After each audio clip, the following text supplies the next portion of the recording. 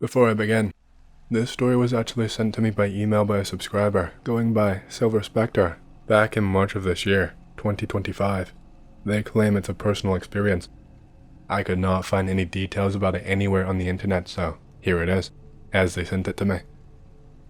These incidents occurred in the Rocky Mountains, just south of Silver Plume, Colorado, starting on the evening of August 14, 2018, and strange reoccurrences would take place the following couple of nights. That day, a couple of neighbors had gone hiking along the ridgeline of Leavenworth Mountain, just south of town, and I was set to meet them up there later that afternoon. My plan was to rendezvous with them in the early evening and hang out until after the sun went down. That night was the peak of the Perseid meteor shower and was forecast to be especially spectacular since the moon would be a barely thin crescent and would not obscure the clear dark skies.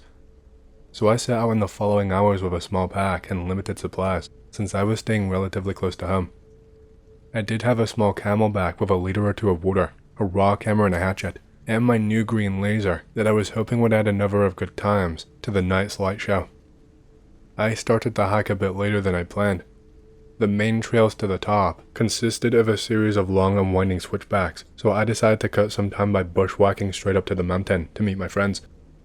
My plan backfired as I found myself slowed down by steeper than anticipated inclines, slippery rock tailings, and sheer cliffs. Unfortunately, self-service is spotty at best, and I was unable to contact my friends until finally reaching the summit around sunset. After a few attempts, I finally got connected to my pals via text, and to my surprise, had learned that they had already hiked back down into town as it was starting to get dark. I told them no problem, since I had planned to stay up top of the mountain until late anyway to count meteors, and maybe they could join me later. They informed me that they were pretty beat from the day's trek, but they would let me know after they rested a bit and had some dinner if they thought they'd make it back outside. The new arrangement was perfectly fine by me. Being the consummate night owl and having lived in this area for 5+ years, most of my excursions into the mountains tended to be nocturnal, and I'd spent many a night, some planned, some not, getting along just fine in these precarious mountains, and usually had very little anxieties in doing so. In this manner, I made my way down the ridgeline of Leavenworth to a locally known camping area, Pavilion Point, which from its high vantage point overlooked both Silver Plume and the neighboring town of Georgetown. In between the two small towns, approximately 2 to 3 miles apart, was an old railroad attraction called the Georgetown Loop. I should also mention now that at this time, there was a strict fire ban in effect, and that this summer was probably the driest I've ever experienced since moving to Colorado back in 2014. There were also several wildfires wreaking havoc in the state, requiring all available emergency resources. Failing to adhere to the fire ban was taken very seriously, with fines ranging in the thousands of dollars. That being said, I had not planned on having a campfire for the obvious reasons. After settling into a comfortable spot near Pavilion Point, I kicked back and started counting the fireballs. By 9 or 10 p.m., my friend Brian let me know they would not be making it back up the mountain, but to enjoy the show, and that maybe he would join me the following night. Over the next hour or two, I had counted close to 100 meteors, ranging from quick zips to bright fireballs that would leave these awesome streaks that temporarily froze in the sky like thin glow sticks that slowly faded into the darkness behind. I was having a blast, and as the novelty was finally starting to wear off, I began hearing some faint noises and rustling about in the darkness of the surrounding woods. I wasn't worried much yet, and was used to hearing all kinds of strange sounds in the woods, and knew it was probably nothing more than a deer or a porcupine at worst. But after a few minutes, and as the rustling seemed to be moving closer, paranoia got a hold of me, and I decided to take some action. Typically, during similar late-night adventures, I would just build a small campfire to scare away any critters, and add some comforting proximity light to the area. But as previously stated, fires, no matter how well contained, were strictly prohibited. Besides the fact that I could possibly be sighted and fined, I was more worried about actually causing a wildfire, which I would never be able to forgive myself if I was somehow responsible for destroying the surrounding woods, which I had now considered home. That's when I remembered that in my backpack, I had that powerful green laser. I wrestled around the pack in the dark for a few moments, and I kicked myself for not remembering that I had brought it, thinking now maybe it could scare off animals. Glad to have found it in hand, I started aiming into the dark woods and bushes where I had heard noises. I felt more at ease for a moment, until the laser hit the eyes of some forest creature in some nearby bushes. The eyes reflecting the laser, like what you'd see driving a late-night dark highway, the deer in the headlights effect. Whatever it was, likely a fox I hoped, screeched and disappeared into the darkness. I also had with me a small dim headlamp, which had remained off the entirety of the night to help keep my natural vision. I quickly shined it around, but it was pretty much useless in illuminating anything further than a dozen or so feet away. A bit startled at this point, but not wanting to head down the mountain just yet, I decided to go against reason and proceeded to construct a tiny fire pit using the stones around me until a 1.5-foot circular pit was constructed with a large flat rock to cover the top that I figured would definitely contain any and all burning embers and light that might be looking to escape. I also stationed my camel back next to it to douse the flames if need be. I must say, after preparing for the worst, this was still probably the smallest campfire I had ever made. The smoldering twig pit, literally the size of my hand, still immediately put me at ease. That feeling was unfortunately short-lived, and after a few moments I was feeling guilty about breaking the rules and possibly putting the area in danger with my small fire. But instead of putting it out, I decided it would be best to have a quick scout around the area to see if I could spot any signs of a possible patrolling forest ranger or nearby campers, even though in my previous 5 years hanging around here, I had never seen a single soul in this area at night. Deciding it couldn't really hurt, I made my way over to a scenic overlook, which loomed 1,000 feet or more directly over the Georgetown Railroad area, with Silver Plume dimly illuminated to the west and Georgetown to the east. I scanned the surrounding woods looking for any signs of life and saw nothing unusual. As my fears of breaking the law or sparking a natural disaster subsided, I eased back and continued dinking around with a laser, wielding it like a lightsaber and tracing the lines of meteors that were still zipping overhead. As midnight approached, I guess I'd had my fill of shooting stars for one night and decided to take one last look around for fire snitches. As I went over and peered down towards the railroad near the base of the mountain, I noticed what looked like a singular light pop on, which quickly turned into 2 lights, which to my stunned dismay appeared to be heading up in my direction. I was immediately taken aback by the sight of any lights in that area, being that the railroad was closed and did not allow camping on the premises. The 2 lights impossibly appeared to be moving straight up the mountain, directly towards me. The preceding incline between myself and the railroad was luckily made up of dense forest with steep, jagged cliffs, and without a doubt, had no roads or trails that would lead straight up the mountain. My initial thought when the lights appeared was that it might be forest rangers on dirt bikes or something. They somehow miraculously detected my small fire, perhaps with trail cams, thermal optics, or night vision. I was baffled that there were 2 separate lights, as I had knowledge that we only had 1 Forest Service employee that oversaw this entire geological quadrangle, and it was highly unlikely, rather inconceivable, that they would be on any kind of watch or patrol that night, much less 2 of them. Regardless, I stared down in amazement for a moment, quickly calculating that even with dirt bikes on some unknown secret trail, I'd probably have the jump on them by at least 5 to 10 minutes. I turned, urgently gathering my things, and dumped the rest of my water on any remaining embers, just in case the fire was what they were after, and proceeded to scurry in the opposite direction back on the main trail that led me back towards Silver Plume. I figured even at a brisk walk, I would be so far out ahead of any pursuers that I needn't worry too much, and made my way without any flashlight or headlamp as to not draw any further unwanted attention. Was there really anybody headed up the mountain to look for me anyways? It seemed completely improbable, and I was probably overreacting to the movement of some odd lights, or so I was telling myself. After a couple of minutes, I made it maybe 200 yards down the trail and quickly glanced back to Pavilion Point. To my complete shock and horror, I could see what looked like a couple of bright flashlights darting around from left to right, frantically around the same area I had built my fire pit. I could not believe my eyes, and a deep sense of dread washed over me.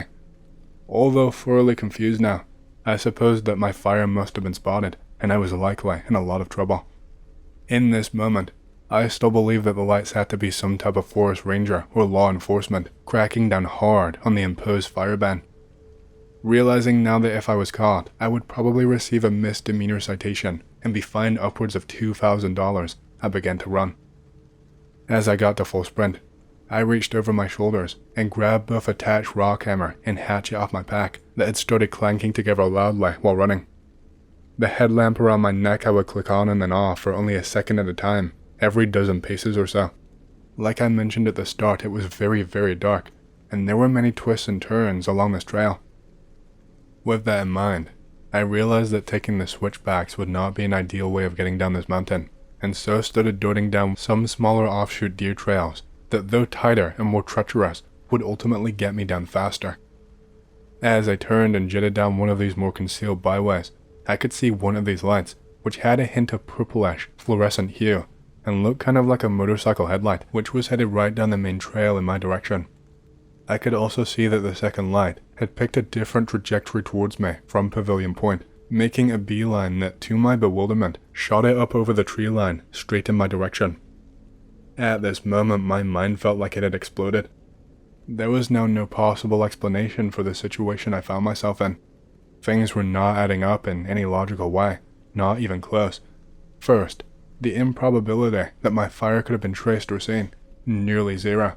Second, 2 rangers or law enforcement in the area willing to give pursuit, also nearly zero. Third, the fact that those lights could traverse that dense and steep mountain face within mere minutes, for sure impossible. And now, one of the lights had taken flight, literally defying gravity in front of my eyes as it effortlessly glided over the thick wooded pines that covered the entire area. Mind blown. All of a sudden, this was no longer about getting a ticket or being fined or receiving a stern scolding about forest safety and whatnot. No, this was... I didn't have time to think about it. My legs never stopped moving as I squinted my eyes, trying to see my way down this godforsaken mountain. I clicked the headlamp on and off, never slowing down, on and off, another dozen paces, on and off. And that's when I felt it. Within a split second, all of a sudden, I am completely weightless. Silence. What's happening? Did I die? Had I been shot or something? I didn't hear any gunshots. And then, crack, smash, bam, as my legs hit hard wood and broke through thick tree branches. I relaxed my hands and the hatchet and rock hammer were gone. Sharp pain, and I immediately thought that my legs were broken. I was spinning, no, tumbling. One last crash as I landed on my back against what felt like a solid rock. Another lightning bolt of pain. This time, my tailbone, as my back end flattened against the rock pile. I felt broken. My legs felt broken. I didn't know what had just happened. There was blinding pain now all over my body, and as I lay my head back for a second to get my bearings, I see overhead behind me, up about 20 to 30 feet, on what must have been the trail I was just on, zoomed that purplish white light as it continued down the small deer trail towards town.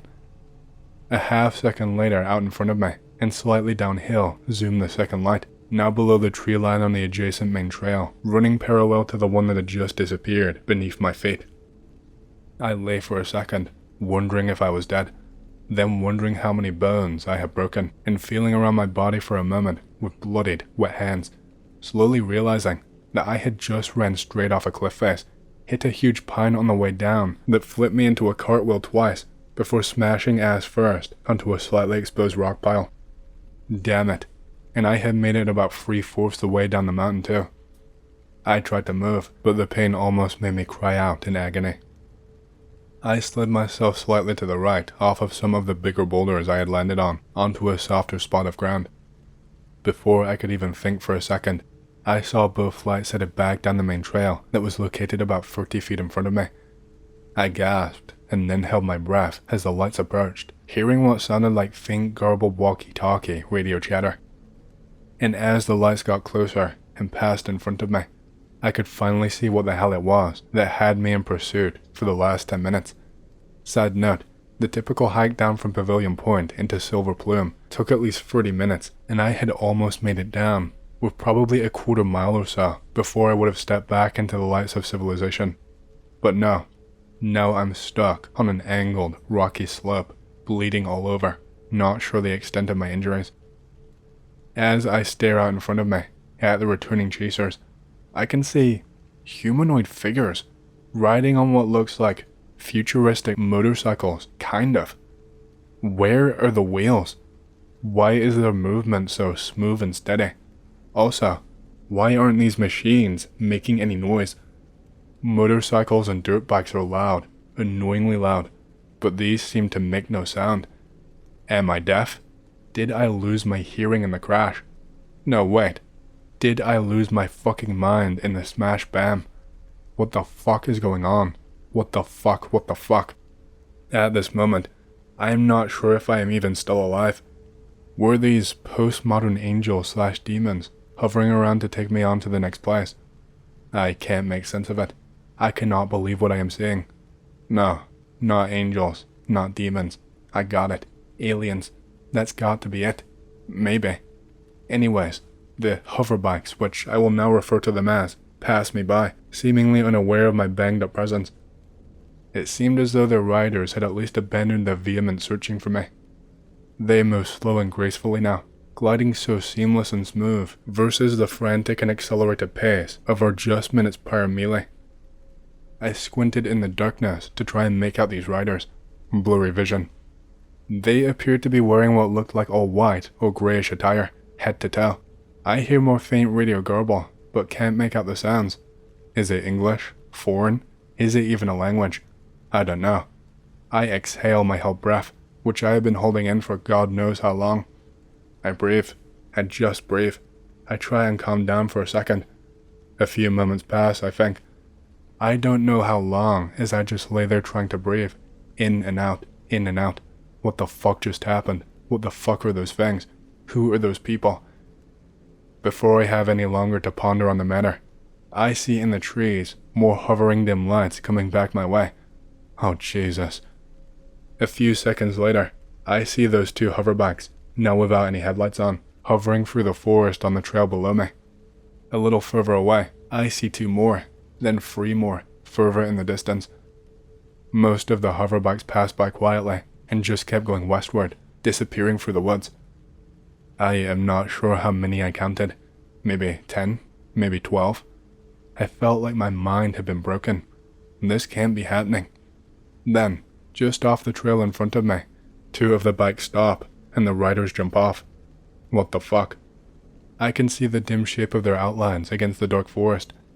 It appears to me now that they are wearing what looked like chemical suits, like something out of the movie Outbreak or Arrival. Big, full, round-faced, Tyvek suits or something.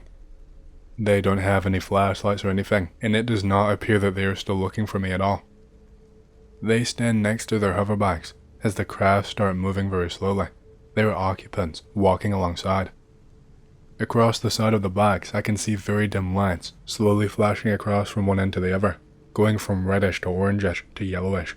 Very dim, soft lights, like lights moving from left to right. The bikes hover for a moment and stop. The riders now grab what appears to be staffs of some sort, some kind of tool from the opposite side of the bikes. They both take a few steps from the hoverbikes, bend over, and start stabbing at the ground. No, wait, they are digging. It looks like they are digging. What the fuck is going on here?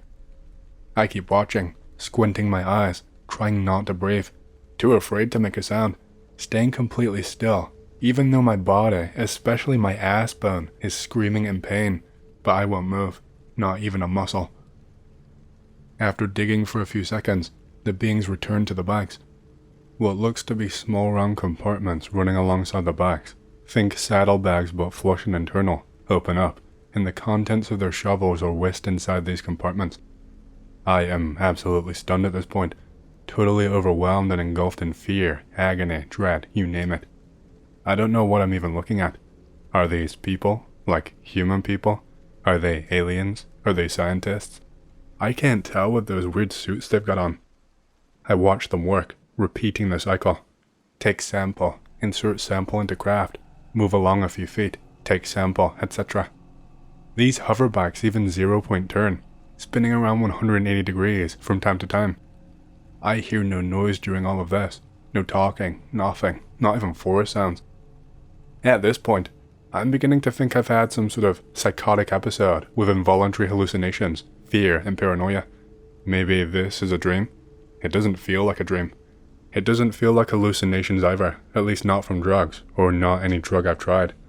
Those types of hallucinations have definable characteristics, silver linings, waves, melting, and can be shook off with ease most times.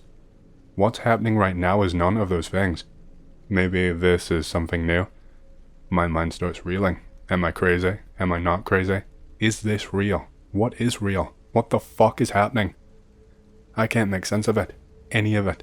I sit and watch these things, these beings, these people or whatever, with their bikes or hovercrafts or ships or who the fuck knows for quite some time. This is torture. Who are they? Where did they come from? Why were they chasing me? Did I stumble upon something I shouldn't have? How did they figure out where I was? The laser. Maybe if it's aliens, they saw the laser. I don't know. Maybe if it's people, they saw the laser. Now the fire seems to have had nothing to do with this. Or did it? Madness. This is madness. I've gone mad. This can't be. Everything was just fine before all of this. I didn't take any weird drugs today. I don't think at least not of my free will. How did it go from innocent meteor shower to all of this? Are these military personnel? I've heard of other weird conspiracies involving the government doing shady things in the mountains. Is this that? Am I sitting on a top secret research facility? Why are they digging? Why are they taking stuff? Are they testing for something? And why the fuck are they wearing those suits? Is this place contaminated? Radioactive? Should I be wearing a suit? Should I even be drinking the water? What the fuck is going on here? This can't be real. It's not real. Yeah, this isn't really happening. No, this is not really happening. I know this isn't really happening. Just stand up and walk home. It's all a figment of my imagination, a mind mess up, a glitch. I've hit my head, I've depleted my oxygen, or fuck knows. But it's all in your head. Yeah, this isn't really happening. Just stand the fuck up and walk home. Just stand up, up now. Just move. But I can't. This is happening. I know it's happening. I can feel that it's happening. It's really happening. No. Just stand up. They aren't real. They aren't even there. You're crazy. They can't even see you. They won't see you because they're not real. All these thoughts, plus a million others, gearing through my brain. It all seems so clear though. Clarity, yes. As I ponder my predicament, I stare up to the sky. Why? Why is this happening to me? And as I look, I see a drone. An honest-to-goodness drone, like made by humans. I think I can even hear it. It has lights that blink, red, green, red, green. It passes overhead and out of view. Maybe I'm not crazy. I recognized a drone. If I was crazy, things would be getting crazier, right? More outlandish and out of control. But that's a drone. It's real. It's grounding. Not literally, but it feels grounding. It feels real. Throughout the night I see a few more. I wonder what they're doing. Why these people or things are combing through the forest. Taking samples, maybe? For what? Hours pass as I witness their workings. I still feel crazy.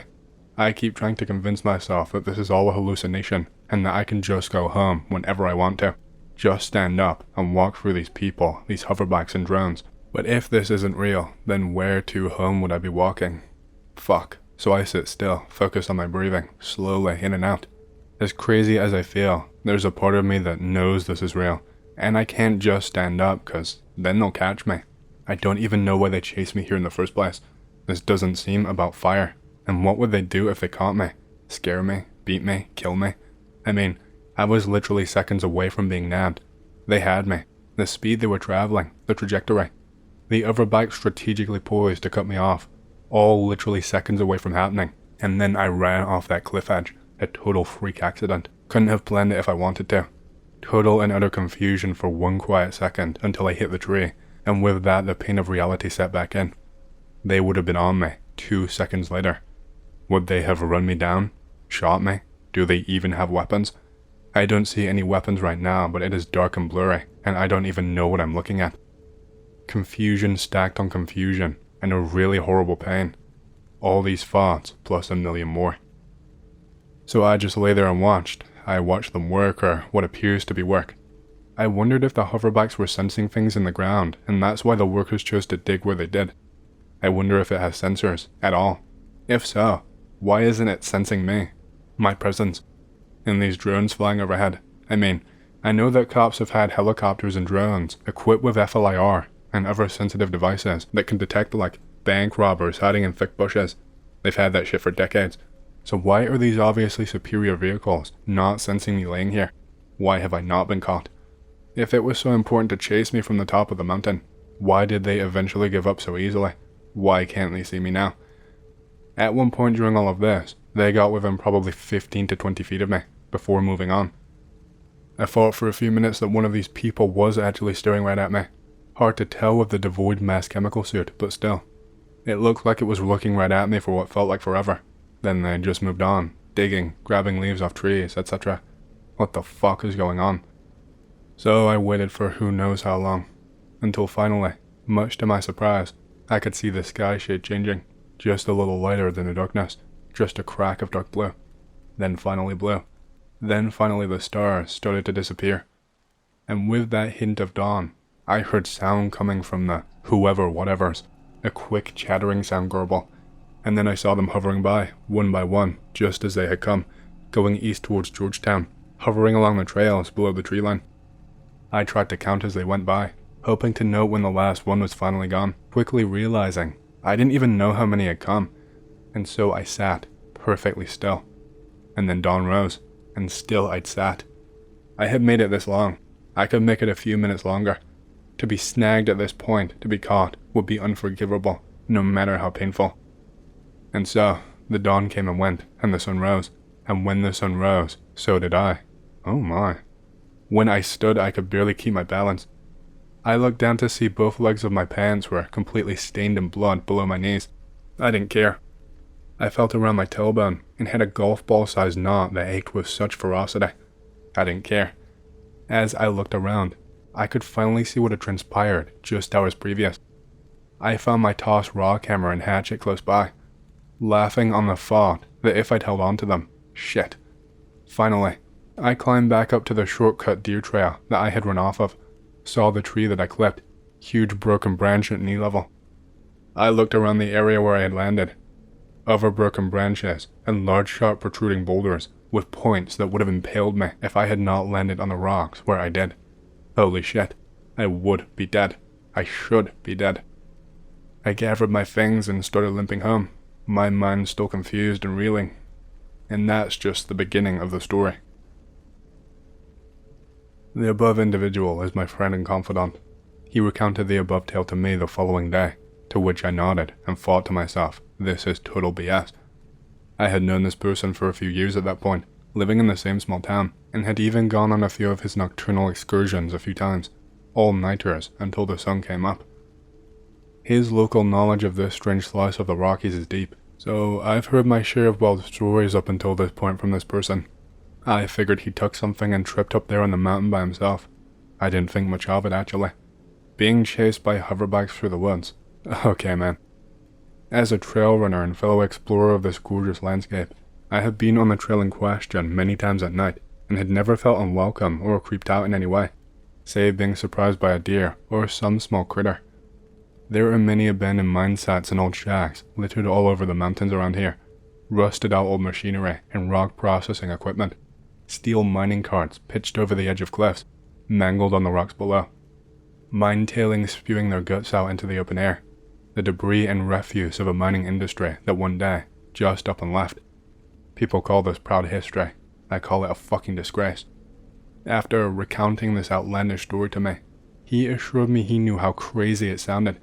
He then proceeded to invite me that night to investigate further with him. Not one to turn down an adventure, I accepted.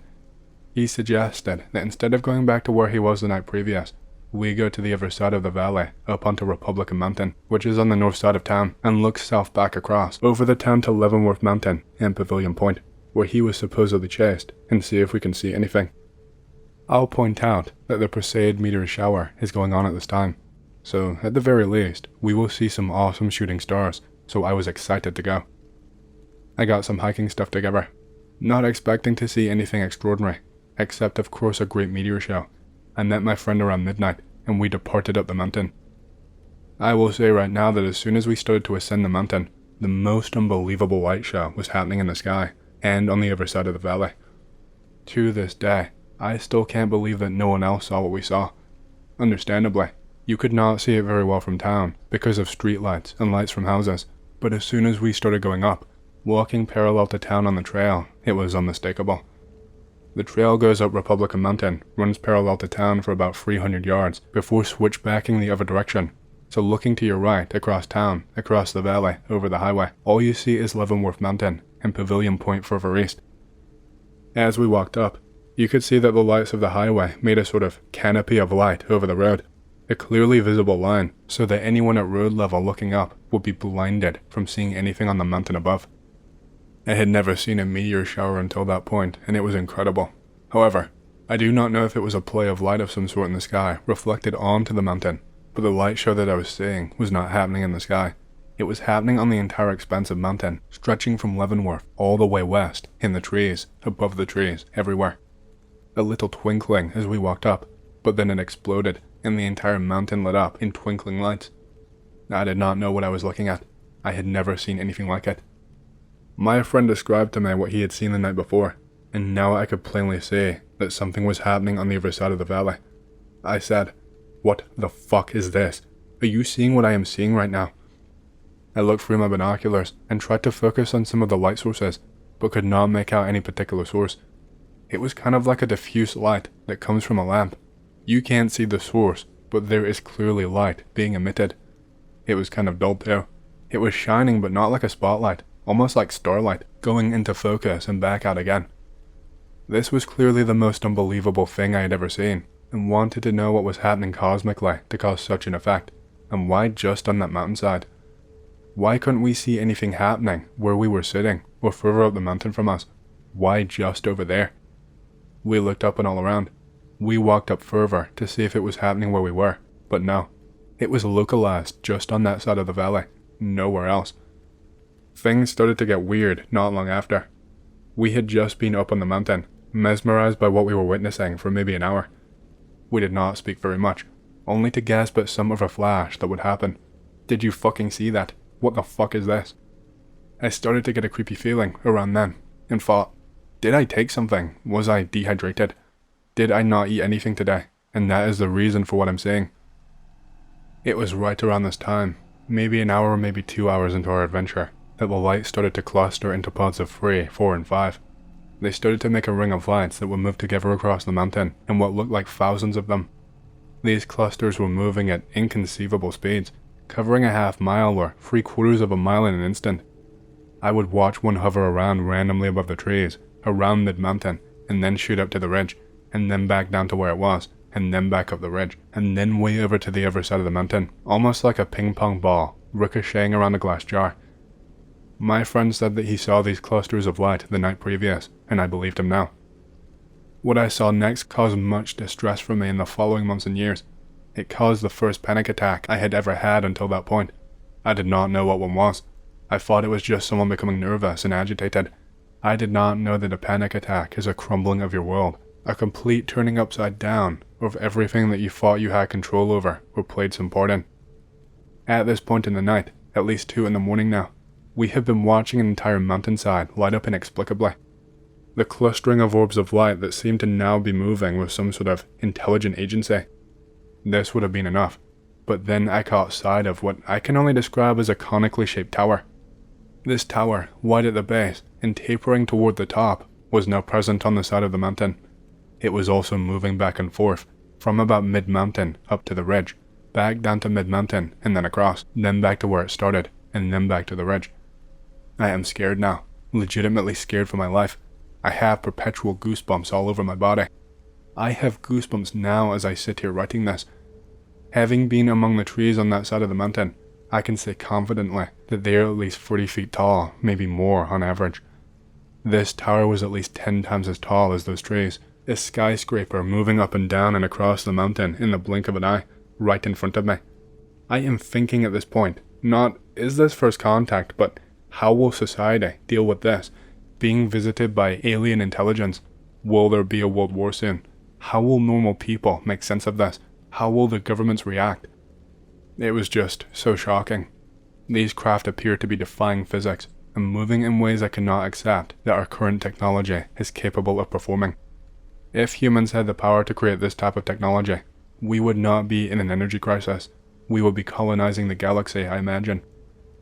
The only reason I believe I saw what I saw is because my friend was standing right next to me, looking at the same thing, describing back to me what I was seeing. If I had been alone, I don't know if I would believe what I saw. I think I would think I had some sort of psychotic break, but we clearly both saw the same thing because he described it to me as I was seeing it. Hey, I hope you've enjoyed the stories. The goal for the channel is 100k, so please subscribe, like, and leave a comment because it really helps the channel. Thank you for watching.